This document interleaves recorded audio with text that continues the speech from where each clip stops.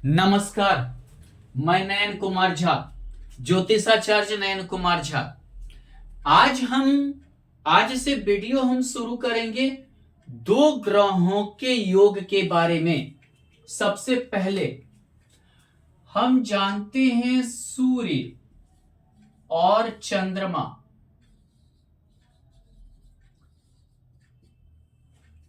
के युति के बारे में।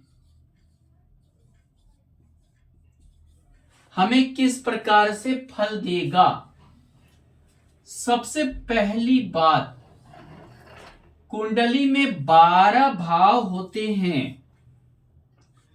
12 भाव में कहीं भी ये युति आपका हो सकता है। सबसे पहले इस बात को जानिए। ऊपर से 12 राशि होते हैं, कहीं भी ये युति आपका हो सकता है, किसी भी राशि में, किसी भी भाव में।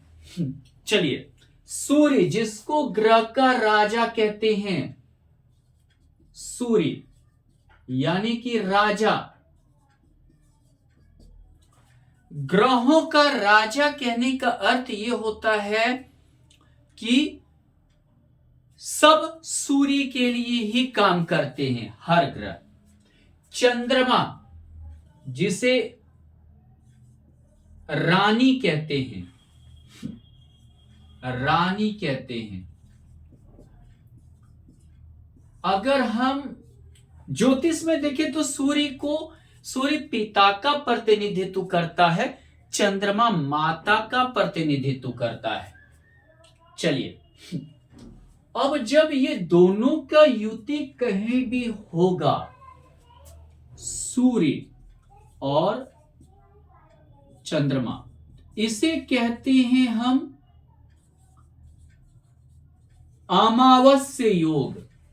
यानी कि आपका जन्म अमावस्या के करीब हुआ है, अमावस्या के करीब हुआ है। और जब जन्म अमावस्या के करीब होता है तो यह भोग की कमी को दर्शाता है। भौतिक सुख, सांसारिक सुख और जो आपको जीवन में जो भोग मिल रहा है उसके कमी को यह दर्शाएगा, ये जान लीजिए। यानी कि अमावस्या अंधेरा तो जीवन में भी अंधेरा रहेगा। आपके पास कितना भी संपत्ति हो, धन हो, अचल संपत्ति हो, लेकिन किसी न किसी कारणवश से वो भोग की कमी को दर्शा देगा। चाहे आपका बहुत सारा प्रॉपर्टी है लेकिन केस चल रहा है, मुकदमा चल रहा है, उस चीज का सुख नहीं है। आपके पास धन बहुत ज्यादा है, कहीं ना कहीं वो दिक्कत है, बंटवारा नहीं हुआ है, आपको वो चीजें मिला नहीं है जो आप उसको अच्छी तरह यूटिलाइज कर सके जीवन में, कहीं ना कहीं दिक्कत करेगा, कहीं ना कहीं परेशानी की ओर ले जाएगा ये युति। इसका अमावस्या का यही होता है। यानी अमावस्या के करीब का जन्म अच्छा नहीं माना जाता है, जिसे कहते हैं अमावस्या योग। इसे क्या कहते हैं? अमावस्या योग। अब चलिए, मान लेते हैं कि यह घर पर भी निर्भर करता है। अगर मान लीजिए सूर्य और चंद्रमा का युति आपके लग्न में है, आपके लग्न में है, तो आपकी मानसिक स्थिति को दिक्कत करेगा। मानसिक स्थिति आपकी ठीक नहीं रहेगी, हमेशा आप कंफ्यूज्ड रहेंगे, आप हमेशा कंफ्यूज्ड रहेंगे, हमेशा कुछ ना कुछ, ये समझिए निर्णय लेने की कैपेसिटी घटा देगा। राजा और रानी एक साथ हो गया, आपकी निर्णय लेने की क्षमता घटा देगा। खासकर यह योग ज्यादा दिक्कत कहां करता है? स्त्री राशि में। अब भाई स्त्री राशि क्या होता है? यानी कि आपका सम संख्या, वृष, कर्क, कन्या, वृश्चिक, मकर और मीन स्त्री राशि में। ऐसा क्यों? राजा चला गया स्त्री राशि में, किसके साथ? रानी के साथ। तो क्या होगा? राजा स्त्री के राशि के घर में चला जाना और रानी के साथ चला जाना उस व्यक्ति का डिसीजन मेकिंग ही खत्म कर देगा। फिर भी पुरुष राशि में तो ठीक रहेगा। पुरुष राशि यानी सम संख्या, विषम संख्या, एक मेष, मिथुन, सिंह, तुला में तो सूर्य नीच का होता है, अगर देखें, और वृश्चिक में चंद्रमा नीच का होता है, धनु, कुंभ, इसमें तो ठीक है। पुरुष राशि में सूर्य कुछ अच्छा फल दे सकता है। स्त्री राशि हो, सूर्य चंद्रमा का युति हो, तो यानी कि आप निर्णय ही नहीं ले पाएंगे, हमेशा कंफ्यूज रहेंगे, जीवन आपका कंफ्यूजन में ही चलेगा। हमेशा आप समझिए कि कोई चीज का योग भोग इत्यादि का कमी करेगा और आप हमेशा दुखी रहेंगे, हमेशा एक दुख लगा हुआ रहेगा। मान लेते द्वितीय भाव में अगर युति हो गया, द्वितीय भाव में मान लेते धन का कमी, पारिवारिक कमी, हर चीज का दिक्कत पैदा करेगा, यानी कि परिवार आपकी वैल्यू नहीं समझेगा। यहां क्या होता है? वैल्यू, आपका कोई वजन नहीं देगा। अच्छा, आप झूठ भी बोलेंगे, वाणी का भाव है, आप झूठ भी बोलेंगे। अमावस्या में जन्म लेने के बाद आप झूठा ज्यादा होंगे, आपका कोई वजन नहीं होगा, आपके जो है जिसको बोलते हैं कि आपका वजूद परिवार में नहीं रहेगा, रहने देगा। और ये धन का भाव है, धन संचय तो आप कर ही नहीं पाएंगे।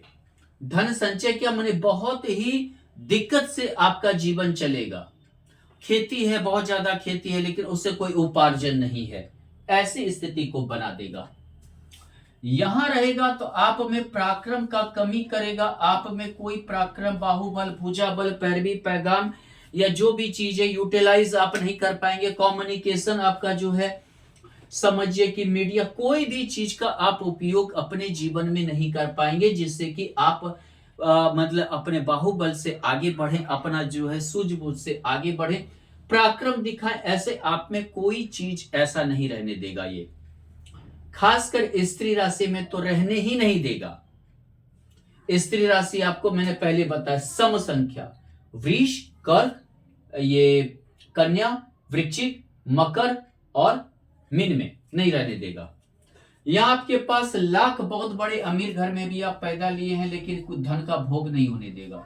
भौतिक सुख, सांसारिक सुख इत्यादि आपका नष्ट कर देगा। माता का सुख डिस्टर्ब करेगा, माता को बीमारी रहेगा या माता संबंधी परेशानी पैदा कर देगा। यानी कि समझिए आपका जो भी अचल संपत्ति का योग है, अचल संपत्ति पारिवारिक भी रहा तो भी आप नहीं भोग पाएंगे, यानी कि आपको हमेशा कुछ ना कुछ दिक्कत होगा, जीवन ऐसे ही आपकी व्यतीत हो जाएगी। यहां विद्या से लेके संतान संबंधी भी दिक्कत देगा। विद्या आपका अधूरा रह जाएगा, आपका विद्या छूट जाएगा, आप पढ़ नहीं पाएंगे, आपको संतान संबंधी समस्या रहेगा। अगर संतान हो भी गया तो आपको संतान से सुख प्राप्त नहीं हो पाएगा। अगर संतान है भी तो भी आपको कोई सुख उससे प्राप्त नहीं हो पाएगा। आप समझिए कि एक जो होता है प्रेरणा, आपके पीछे कुछ कोई प्रेरणा ही आपकी नहीं रहेगी, कुछ करने की प्रेरणा, मनन की कैपेसिटी तक खत्म कर देगा। हो सकता है कि मनन के क्षेत्र में आप दिमागी रूप से शून्य रह जाएं, ऐसी भी स्थिति को ये जन्म दे सकता है। यहां मान लीजिए कि यहां सूर्य और चंद्रमा है तो आप रोगी होंगे, आपको रोग रहेगा, आप रोग, पतले दुबले होंगे, शारीरिक दुबलापन रहेगा, ऐसा रोग रहेगा जो ना जाने वाला हो, ना छूटने वाला हो, आप इलाज करवा के थक जाएं। अगर मान लीजिए कि यह वृष लग्न की कुंडली है, यहाँ पंचम भाव होकर बैठा है, यह मेष लग्न की कुंडली है, चंद्रमा जैसे यहाँ बैठा है, तो हमेशा कर्ज में डूबे रहेंगे, कर्ज में डूबे रहेंगे। बहुत ही जीवन में संघर्षशील जीवन बना देगा ये आपका, इतना संघर्षशील कि आप बोलिए मत, बहुत संघर्षशील, बहुत संघर्ष से आप जो है जीवन को यापन करेंगे। यहां पे एक चीज क्या है कि और जो है आप जैसे कि कंपटीशन का तैयारी कर रहे हैं या कुछ भी कर रहे हैं तो छोड़ दीजिए, वो चीज नहीं हो पाएगा। आप उस चीज में और उलझते चले जाएंगे, लेकिन होना जाना कुछ नहीं रहेगा। दूसरी बात क्या है कि यहां अगर रहा तो आपको जीवन साथी का सुख नहीं देगा। जीवन साथी का समझिए नहीं देगा, पार्टनरशिप का नहीं देगा, बिजनेस पार्टनर करेंगे उसमें दिक्कत होगी, हर चीज में दिक्कत होगी, हर चीज में आपका ये परेशानी लगा हुआ रहेगा। दूसरी बात क्या है, आप किसी बिजनेस में खड़े नहीं उतरेंगे, बहुत बार बदल दे लेंगे, बहुत बार ही कर लेंगे, कोई ये माने कि हमेशा जो है आप उलझे रहेंगे, लेकिन होना जाना कुछ नहीं रहेगा। यानी कि ना वैवाहिक जीवन का सुख, ना कोई चीज का सुख आपको रहेगा। यहां अगर चंद्रमा और ये रहता, हमेशा आपके जीवन में इतने तेजी से बदलाव होगा कि आप समझ ही नहीं पाएंगे। इतना तेजी से बदलाव होना, इतना तेजी से जो है दिक्कतें आना कि आप समझ ही नहीं पाएंगे। अचानक हमेशा ऐसा, जो चीज आप नहीं सोचे हैं वैसे दिक्कत अचानक खड़ा हो जाना, वैसा परेशानी अचानक खड़ा हो जाना, इतना ज्यादा दिक्कत देगा, इतना ज्यादा आपको परेशानी झेलनी पड़ेगी कि आप कभी कभी ये सोचेंगे कि ये जिंदगी ही मेरा बेकार हो, ये जिंदगी ही मेरा जो है मतलब हाँ बेकार है। ऐसा आपका सोच को ये बना देगा। खासकर लग्नेश होकर अगर सूर्य है तो, सिंह लग्न की कुंडली है और यहां पर सूर्य और चंद्रमा मीन में है, तो ये चीजें और ज्यादा करेगा, और ज्यादा परेशानी होगी। आप हमेशा कुछ ऐसा बोलेंगे कि हमेशा दूसरा दुखी हो जाएगा, दूसरा आपसे हमेशा परेशान रहेगा, और जिसकी वजह से है आप टूटते चले जाएंगे, अपने रिलेटिव में, रिश्तेदार में, दोस्त में, हर जगह जो है आप टूटते भी चले जाएंगे। ये मान लीजिए कि आप जादू टोना टोटका फलाना इत्यादि में भी विश्वास कर सकते हैं। मन कारक ग्रह होता है चंद्रमा। सूर्य हार्ट का, हृदय का प्रतिनिधित्व करता है। यहां अगर सूर्य और चंद्रमा है भाग्य भाव में, तो आपका समझिए भाग्य ही खत्म है। आप करेंगे क्या? आप बोलेंगे कि हमें कोई चीज में भाग्य का साथ ही नहीं मिलता है, भाग्य का साथ हमें मिलता ही नहीं है, आप ऐसा जो है ये करने लगेंगे। दूसरी बात क्या है कि आप हमेशा जो है समझिए कि संघर्ष करते रहेंगे। खासकर अगर ये सिंह यानी कि कन्या यानी कि मीन लग्न की कुंडली है और आपका ये सस्टेज होकर सूर्य यहां है, तो आप संघर्ष करके थक जाएंगे, जिंदगी संघर्ष में ही बीत जाएगी, कभी भी भाग्य का जरा सा भी साथ नहीं मिलेगा। यहां अगर है तो समझिए आपका कर्म लेकर जो भी आप कार्य करेंगे, कहीं भी आपको जो है समझिए कि यश मान प्रतिष्ठा करती या आपका प्रमोशन इत्यादि नहीं होने देगा, आप आगे नहीं बढ़ पाएंगे, आप वहीं के वहीं रहेंगे। खासकर षष्ठेश होकर अगर यहां हो गया, षष्ठ भाव का स्वामी अगर सिंह होकर यहां है या कर्क होकर हो गया, तो आप समझिए जिंदगी में कर्म क्या, आप संघर्ष करते रह जाएंगे। कभी कभी एक चीज ये भी देखा जाता है कि जो भाव में आपका है, भले आप नहीं कर रहे हैं, लेकिन हो सकता है कल आपका परिवार कर रहा हो, लेकिन आपको कोई सुख नहीं। जैसे यहाँ आप कमा रहे हैं, बहुत संघर्ष से कमा रहे हैं, बेटा बेटी को पढ़ा रहे हैं, या जो भी बहुत इसे आप जो है कर्म की ओर कर रहे हैं, बहुत संघर्ष से पढ़ा रहे हैं बेटा बेटी को, ठीक है, आप सब तरह की परेशानी को दूर किए, लेकिन अपना आप फटीचर ही रह रहे हैं। यहां पर है तो आपको यश मान प्रतिष्ठा सम्मान से लेके महत्वाकांक्षा इच्छा, आपकी कोई भी चीज की पूर्ति ये नहीं करेगा। ना आपकी महत्वाकांक्षा की पूर्ति होगी, ना आय बढ़ेगा, ना संपत्ति होगी, ना कुछ भी होगा। आप हमेशा दिक्कत में रहते रहेंगे, हमेशा आपके साथ परेशानी ही होता रहेगा, आप हमेशा इन चीजों से जूझते रहेंगे। सूर्य और चंद्रमा यहां है तो घर से दूर बसेंगे, लेकिन कोई फायदा नहीं होगा। घर से दूर जाएंगे, घर से दूर बसेंगे, कोई फायदा नहीं होगा। सरकार से परेशानी, हमेशा सरकारी तंत्र से आपको परेशानी बना हुआ रहेगा, हमेशा सरकारी चीजों से आपको हमेशा दिक्कतें आती रहेंगी, हमेशा सरकार से जो है आप मतलब कि सरकारी जो लाभ होता है उससे दिक्कतें होगी। दूसरी बात क्या है, यहां पर सूर्य पिता संबंधी भी दिक्कत पैदा आपको करेगा। 10वें भाव में भी पिता संबंधी दिक्कत करेगा, 12वें भाव में भी पिता संबंधी दिक्कत करेगा। यानी पिता का जीवन में मदद नहीं मिलना पिता संबंधी दिक्कत को पैदा करेगा, पिता संबंधी जो है परेशानी आपके साथ लगा हुआ रहेगा। दूसरी बात क्या होता है, आपके लग्न पर भी ये बहुत ज्यादा निर्भर करता है। मान लेते हैं, अब एक चीज बताई जैसे कैसे, तो इस चीज को हम बताते हैं, है ना। अब देखिए कि क्या है, जो है मान लीजिए कि आपकी वृष लग्न की कुंडली है, आप जब जाएंगे तो वृष लग्न की ऐसा ही कुंडली आपका बनेगा। वृषभ सांड वृषभ लग्न की कुंडली है। अब देखिए यहां 3rd हाउस का लॉर्ड जो हमारा पराक्रम, एक तो स्त्री राशि यहां जो होता है समझौतावादी, यहां देखिए 4th हाउस का अचल संपत्ति, माता का भाव, निजी सुख। ये कैसे, अगर तृतीय चतुर्थी साथ रहेगा, अपने पराक्रम से क्या करेगा, अपने निजी सुख को बढ़ाने की कोशिश करेगा, निजी संपत्ति को बढ़ाने की कोशिश करेगा, अपना जो है निजी जीवन को ठीक करने की कोशिश करेगा।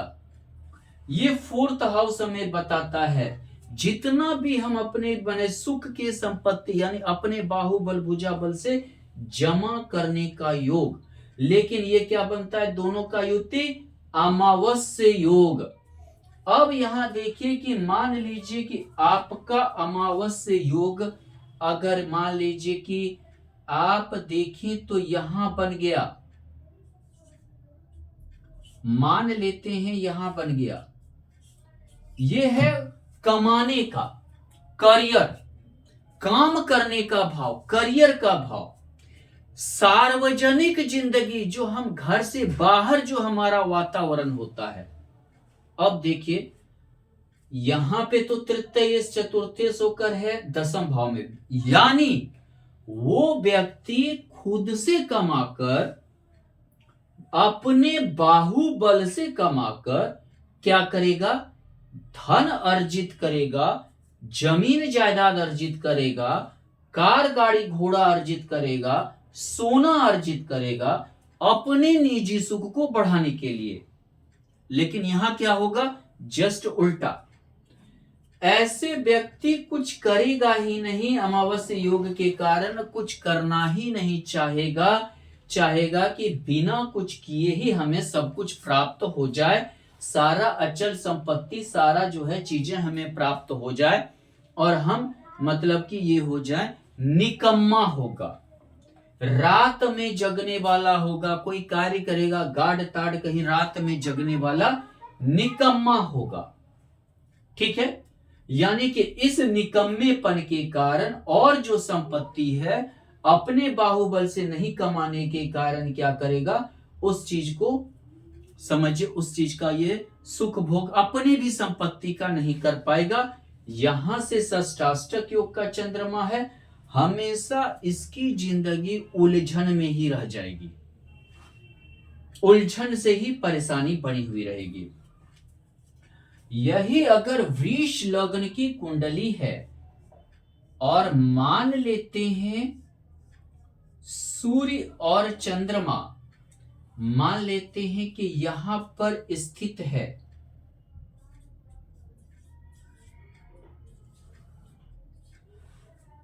द्वादश भाव में, या उच्च का भी सूर्य है, लेकिन अब देखिए फल कैसे देगा, पराक्रम भाव द्वादश की ओर चला गया, इसका फायदा कोई और उठाएगा, ऐसे व्यक्ति का फायदा कोई और उठाता है, यानी समझिए कौन, जो इनके जो जानने वाले हैं, पड़ोसी हैं, जान पहचान वाले हैं, इनका सारा फायदा उठाएगा उठाएगा, ये कुछ नहीं कर पाएंगे।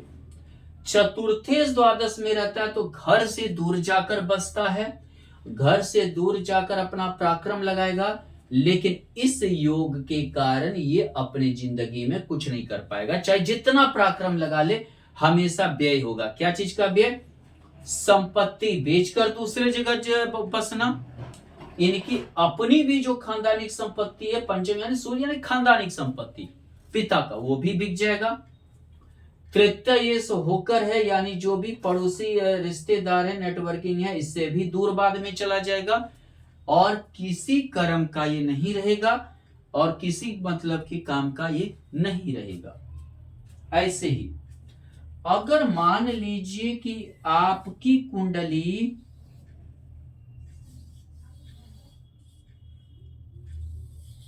मान लेते हैं ऐसी चीजों को कि आपकी जो कुंडली है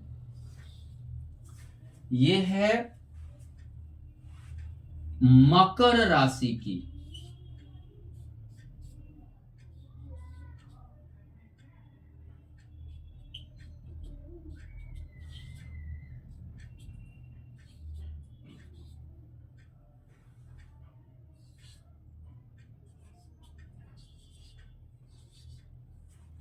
सूर्य और चंद्रमा यहां स्थित है, यहां चंद्रमा उच्च का हो गया। अब देखिए इस व्यक्ति के लाइफ में क्या होगा। पत्नी का भाव यहां चला गया, पंचमे से यहां चला गया, पत्नी के अलावा भी ये किसी और स्त्री के पीछे रहेगा, गुप्त भाव चला गया, गुप्त प्रेम के पीछे पड़ा हुआ रहेगा। ये हो सकता है लव मैरिज भी, किसी जो है समझिए कि कहीं से पकड़ के एक लव मैरिज भी या प्रेम विवाह भी कर लेगा, किसी और स्त्री से गुप्त प्रेम के पीछे पड़ा हुआ रहेगा। दूसरी बात क्या है कि ये समझिए कि ना व्यापार कर पाएगा, ये अमावस्या योग है, ना संतान के भाव में अमावस्या योग हो गया, यानी कि ना संतान का सुख प्राप्त हो पाएगा। यह मनोरंजन, जुआ, लॉटरी, सट्टा, शेयर मार्केट का है, रात का ये चंद्रमा है, उच्च का है, रात में हमेशा जुआ, लॉटरी, सट्टा से वगैरह खेलेगा, और अपने योग भोग, भौतिक सुख, सांसारिक सुख को नष्ट करके बैठ जाएगा, तबाह कर लेगा, अपने संतान के लिए भी कुछ नहीं छोड़कर जाएगा। अगर मान लेते हैं कि ये युति, अगर मान यहां पर एकादश भाव की ओर, या ऐसा करते हैं मान लेते भाग्य भाव की ओर हो गया, ठीक है। अब देखते हैं, एक तो यहां पर सप्तमेश चंद्रमा यहां पे एकादश भाव में, शादी के बाद पत्नी लाख समझाएगी, कुछ कीजिए, कुछ ही कीजिए, कुछ अच्छा होगा, कुछ फलाना होगा, ना अपना ही हुट दिमाग से हर चीज को देखेगा, पूरे दुनिया को, हठी होगा। अष्टमेश होकर यहां बैठा रहेगा, हमेशा सोचेगा लक के भरोसे हम हर चीज को कर ले, हमेशा ज्ञान भी दूसरे को देगा कि अरे सब जो है भाग्य है, लक है, फलाना है, सारा जो है गूढ़ रहस्य का आपको जानकारी देगा। कन्या यानी बुद्ध के घर में, स्त्री घर में सूर्य है, कुछ करना ही नहीं चाहेगा, बाद में हाथ पैर मतलब कि बिल्कुल माने कि अपने आप को सरेंडर कर देगा कि अब हमसे कुछ नहीं होगा, हमारा तो कुछ कहीं कोई ये नहीं है। इस तरह से जो है बिल्कुल मतलब कि क्या है कि निकम्मा के टाइप से स्थिति को पैदा कर लेगा। व्यापार करने पैसा लगाया तो बस समझिए पैसा डूब जाएगा, ये पैसा जो खा पी कर बैठ जाते हैं। दूसरी बात, कहां दे देंगे पैसा कोई ठिकाना नहीं है, कहां चला जाएगा। यही युति अगर हम एक और कुंडली को लेते हैं, यदि हमारा लग्न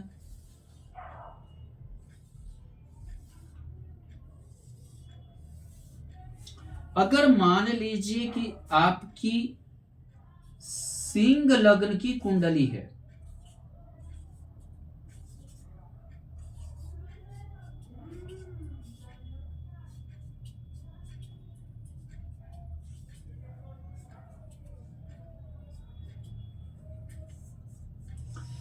सिंह लग्न की कुंडली है। अब क्या है, सिंह लग्न की कुंडली में इन दोनों का युति यहां है, पिता के घर में, कर्म के घर में। अपने पिता को कभी सुख नहीं देगा। लग्नेश होकर अमावस्या योग में चला गया, पिता हमेशा परेशान रहेगा, अपने पिता को कभी सुख नहीं देगा। इनके पिता अपने संतान से इतने दुखी रहेंगे कि हर जगह जो है उनको परेशानी ही बना हुआ रहेगा। द्वादश होकर यहाँ चंद्रमा है, हालांकि उच्च का है, लेकिन सूर्य के साथ, राजा के साथ कोई भी ग्रह जब बैठता है तो उसे अस्त भी माना जाता है, लेकिन चंद्रमा को ना भी माने तो यहाँ पे स्त्री घर में है सूर्य, यानी कि कोई मतलब ही नहीं है, ना हिम्मत रहेगा, कार्य करने की हिम्मत को जुटा ही नहीं पाएगा कि हम कार्य करें। मन लग्न यानी मानसिक स्थिति बिठाई नहीं पाएगा कि हम कर्म करें, काम करें, आगे बढ़ें, उन्नति करें।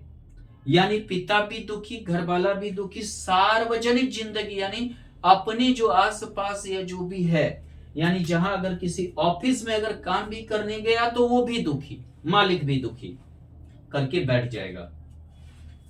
यही युति अगर इस कुंडली में यहां है,